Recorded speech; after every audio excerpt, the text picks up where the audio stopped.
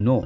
Ayun pala yung version na gustong ipapush ni BBM, hindi yung mga existing na, which is far more stricter at actually addresses the problem of anti-dynasty in the Philippines. Hindi yung galing sa minority at mga gusto talaga ng tunay na anti-political dynasty law. Kasi napakahina ng anti-dynasty bill na yon, kasi ayon sa draft na kanilang pinasa, pwedeng magkaroon ng presidente or VP or senador at unlimited na congressman at iba pang pwesto, pero isa lang ang posisyon ang makukuha sa isang lokalidad.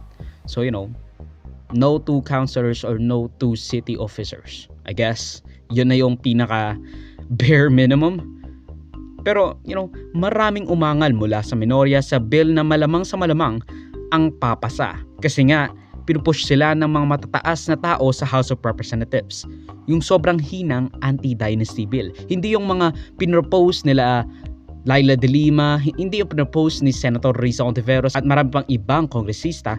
Malamang ang mapupush at malalagdaan ni Marcos ay yung pinush ni Bogie D at ni Sandro Marcos. Alam mo, sa 5 kongreso na nakasama ko sa House, ako yung una nagpa-file lagi ng anti-political dynasty bill. Matagal ko nang laban.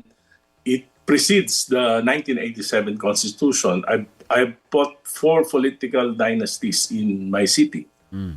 Alam mo, binasa ko yung kila Speaker Bogie saka kay Majority Leader Sandro, hindi papasa yon sa Constitution.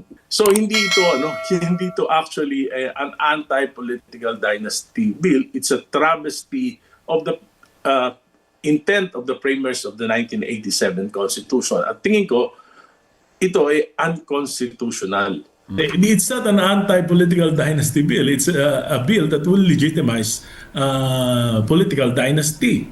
Pero nakalimutan nila, hindi nila pinag-aralan mismo siguro yung intent of the framers of the Constitution na lalabas yung kanilang ipinanukala ay unconstitutional. Ang sabi nga ni Arice, di ba?